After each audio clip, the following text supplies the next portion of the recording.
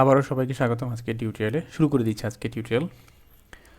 তো এই টিউটোরিয়ালে আমি আপনার সাথে আলোচনা করব HTML ক্লাস এবং আইডি অ্যাট্রিবিউট নিয়ে। এটা খুবই গুরুত্বপূর্ণ এবং খুব মজার একটা টপিক, ক্লাস অ্যাট্রিবিউট এবং আইডি অ্যাট্রিবিউট। তো আমি স্পেসিফিক বলবো আমরা কেন আসলে ক্লাস অ্যাট্রিবিউট ইউজ করব, ক্লাস অ্যাট্রিবিউট ইউজগুলোর সুবিধা কী, ওকে, আইডি কেন ইউজ করব, ওকে, সবই আমি স্পেসিফিক করে বলবো স্টেপ বাই স্টেপ। ওকে, তাহলে আমরা অলরেডি আমি একটা প্রজেক্ট ক্রিয়েট করে রাখলাম, এক HTML ফাইল index.html, একটা ইমটি ফাইল। ওকে, এর মধ্যে তেমন কিছু নয়, আমরা এখন HTML এর বেসিক যে স্ট্রাকচার আছে সেটা নিয়ে আসবো। আমরা অলরেডি জানি কীভাবে আনতে হয় HTML5। ওকে, তো ওইখানে আমি একটু চেঞ্জ করি, লিখব প্রোগ্রামিং পল্লী। এইখানে আমি লিখলাম H3। ওকে,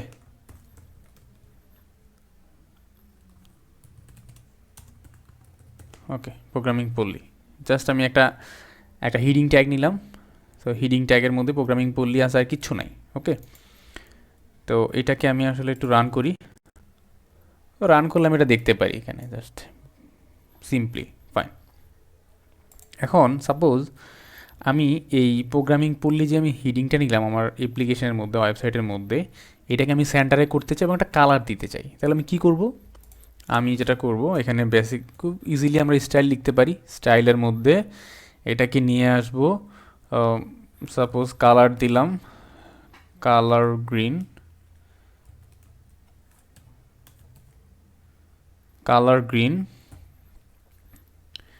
আপাতত কালার গ্রিন দিলাম। এটা কালারটা গ্রিন হয়ে গেল, ফাইন। এবার এইখানে আমি এটা টেক্সট অ্যালাইন দিয়ে দিব, সরি,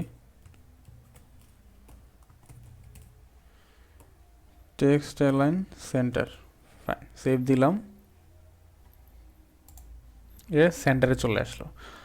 আমাদের কি হওয়ার কথা, সাপোজ আমি আমার এই ওয়েবসাইটের মধ্যে যতগুলো পেজ থাকবে সবগুলো পেজের যেই হিডিং থাকবে অথবা হেডার থাকবে সবগুলোর তো সেম টাইপ হওয়ার কথা, তাই না? ডিফারেন্ট তো আর আমার হবে না। পরে আমি অন্য একটা পেজে চলে গেলাম, অন্য একটা পেজে গিয়ে তো আমার হেডারটা চেঞ্জ হতে পারে না।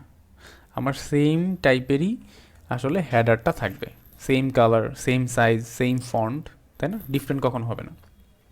ফাইন, তার মানে কি বোঝা যাচ্ছে, আমার যে হেডারটা আছে এইটা হচ্ছে একই ক্লাসের, সেম, মানে একটা ক্লাসে বিলং করে, তাই না?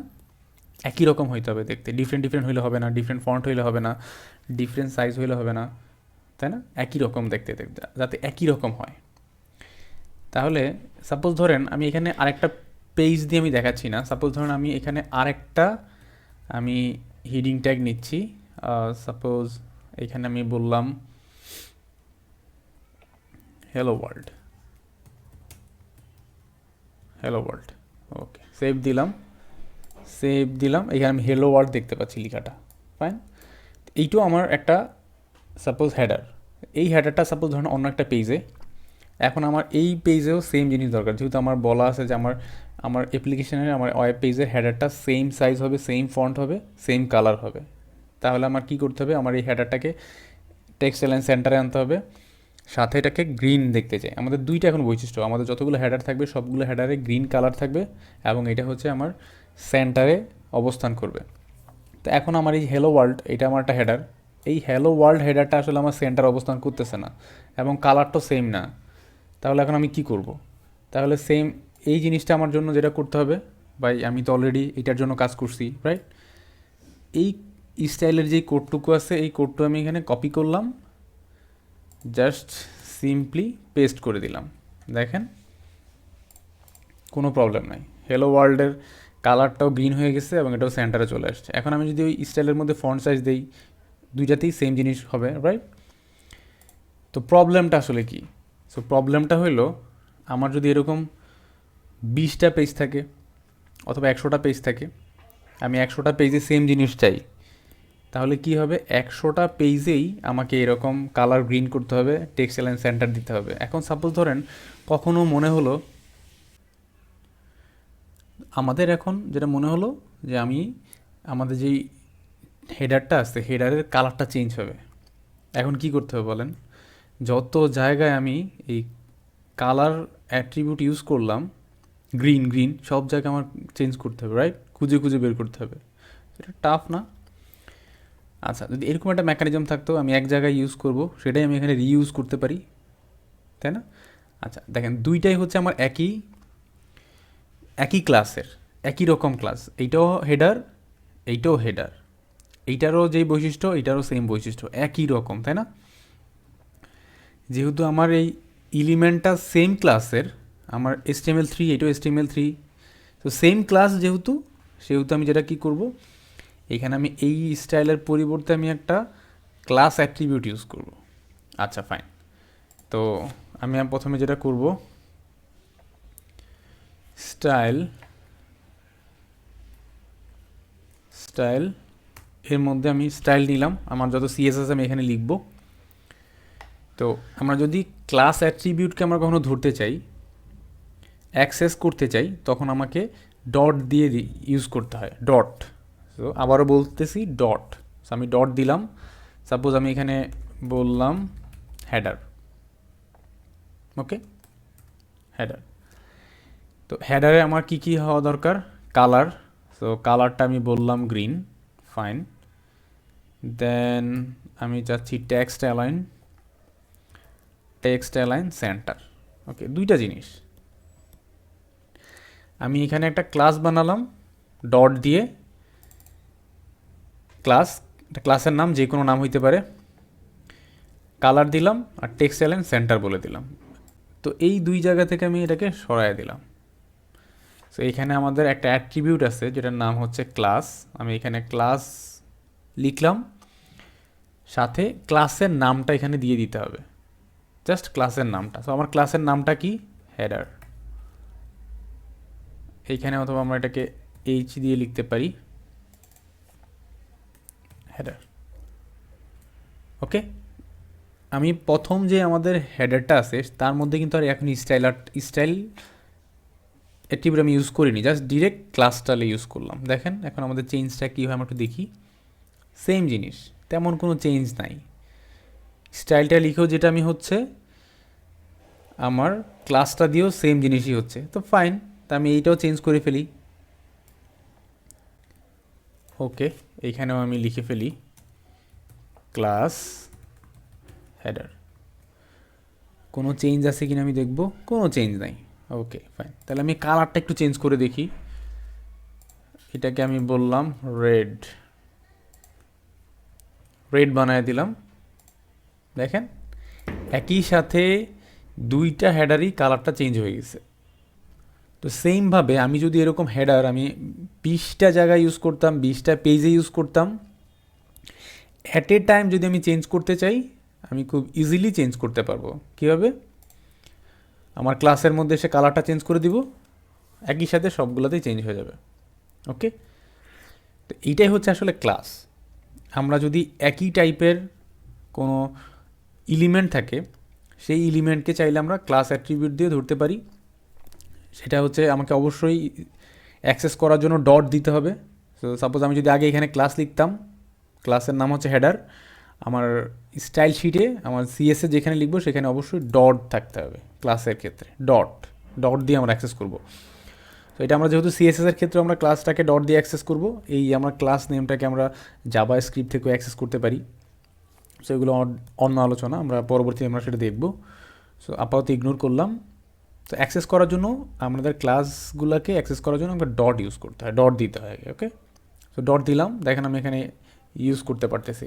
তো কখনো মনে হয় যে আমাদের ফন্ট সাইজ আমরা বাড়াবো, ফন্ট সাইজ, সো লার্জার, আমি ফন্ট সাইজটাকে চেঞ্জ করব। দেখেন আমি এখানে ফন্ট সাইজ লার্জার করে দিলাম, লার্জ, চেঞ্জ হয়ে গেল। যদি স্মল করি, সরি স্মল করলাম, স্মল হয়ে গেল, ফাইন। তা আমি আপাতত লার্জ রাখি, লার্জ হয়ে গেল, ফাইন। তো আমাদের এই ক্লাসটা আসলে মাল্টিপল HTML এলিমেন্ট শেয়ার করতে পারে। তো যেটা আমরা অলরেডি দেখলাম, দুইটা আমার এখানে হেডার আছে, দুইটা হেডারই আমার সেম ক্লাসকে শেয়ার করলো, আমরা ইউজ করতে পারি। আমি একবার চেঞ্জ করব, সব জায়গায় অ্যাট এ টাইম ইফেক্ট পড়বে। ওকে, সো এটা হচ্ছে সবচেয়ে বড় সুবিধা, এই জন্য আমরা আসলে ক্লাস ইউজ করব। তো ক্লাস ইউজ করলে কি সুবিধা আমরা অলরেডি জানি। দেখেন আমাদের অলরেডি কোড কমে গেছে, আমি একটা জায়গায় চেঞ্জ করলেই সব জায়গায় ইফেক্ট পড়বে, আমি চেঞ্জ ম্যানেজ করা ইজি। এটা হচ্ছে খুব বড় একটা সুবিধা, কারণ চেঞ্জ ম্যানেজ করতে হবে আপনাকে, যখন চেঞ্জ আসবে খুব কুইকলি ম্যানেজ করতে হবে। আমি যদি বিভিন্ন জায়গায় এই স্টাইল লিখি ইনলাইন স্টাইল লিখি, তখন আমি আসলে চেঞ্জ ম্যানেজ করা আমাকে খুঁজে বের করতে হবে আমি কোথায় কোথায় লিখছি, তো সেটা মনে থাকা অনেক টাফ। ওকে, সেই জন্য আমরা এরকম করে ক্লাস অ্যাট্রিবিউট ইউজ করব।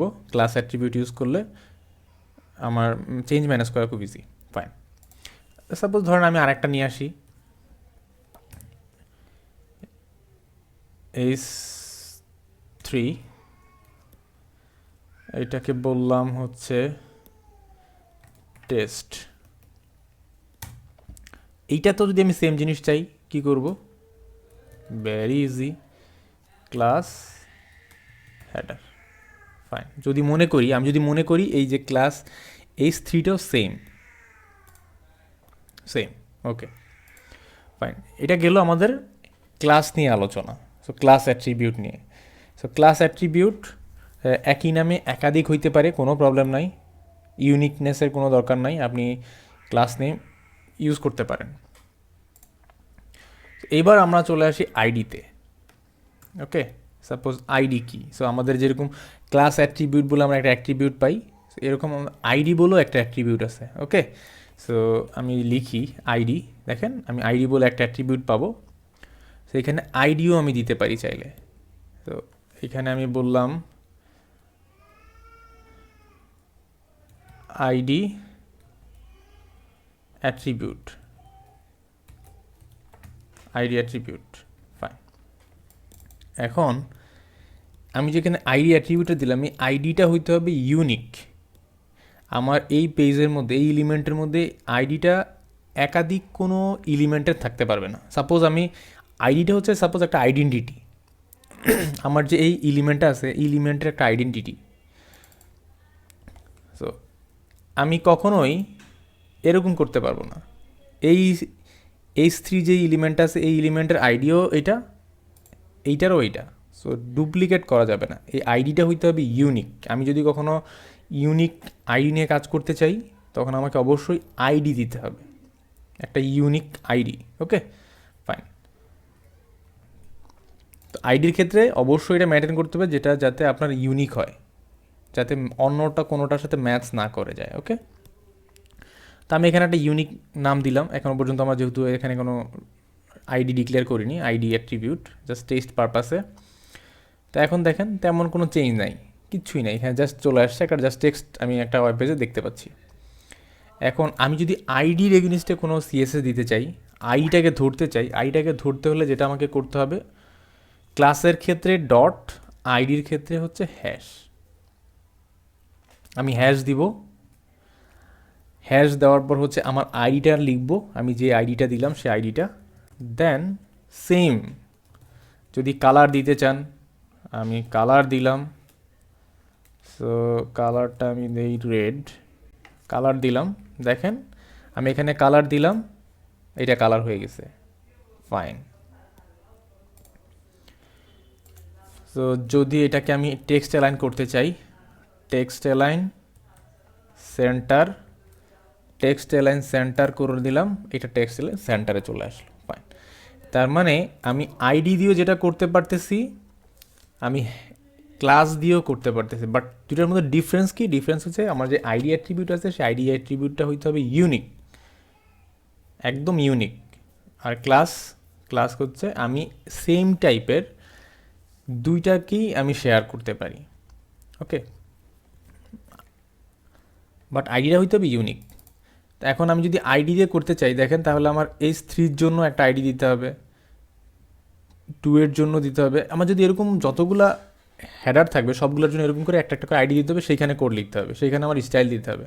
তাহলে কি হলো, আমার তো কোড রিপিট হচ্ছে, ওকে, যদি ইউনিক নিয়ে কখনো কাজ করেন, যে ইউনিক কোনো একটার জন্য আপনি স্পেসিফিক কোনো একটা এলিমেন্টের জন্য কাজ করবেন, তখন আপনি আইডি নিয়ে কাজ করতে পারেন, যেটা আপনি কখনো অন্য কোথাও ইউজ করবেন না, শুধু স্পেসিফিক এটার জন্যই, তাহলে আপনি আইডি নিয়ে কাজ করতে পারেন। আর যদি মনে হয় একটা কমন জিনিস, একটা হেডার, এই হেডারটা হচ্ছে কমন, প্রত্যেকটা পেজে সেম কালার থাকবে, সেম হাইট থাকবে, সেম উইডথ থাকবে, সেম ব্যাকগ্রাউন্ড থাকবে, এভরিথিং সেম, তখন আপনি সেটাকে ক্লাস অ্যাট্রিবিউট ডিক্লেয়ার করতে পারেন। সেটা ক্লাস হিসেবে আপনি ক্লাস হিসেবে ডিক্লেয়ার করে সেটা এক জায়গায় আপনি স্টাইল করবেন, সব জায়গায় ইফেক্ট পড়বে, বাট আপনি সব জায়গায় রিইউজও করতে পারবেন। ওকে, সো এই ছিল আসলে আইডি এবং ক্লাস নিয়ে আলোচনা। যদি কারো ক্লাস এবং আইডি নিয়ে বুঝতে কোনো সমস্যা হয়, যদি কোনো কুইরি থাকে, অবশ্যই আমাদেরকে জানাবেন, আমরা ট্রাই করবো রেসপন্স করার জন্য। অথবা আমাদের পেজ আছে প্রোগ্রামিং পল্লী, ইউটিউব চ্যানেলে কমেন্ট করবেন, অথবা ভিডিও ডিসক্রিপশনে দেওয়া থাকবে, ভিডিওতেও কমেন্ট করতে পারেন, আমরা ট্রাই করবো রেসপন্স করার জন্য। সে পর্যন্ত ভালো থাকবেন, সাথে থাকবেন, আল্লাহ হাফেজ।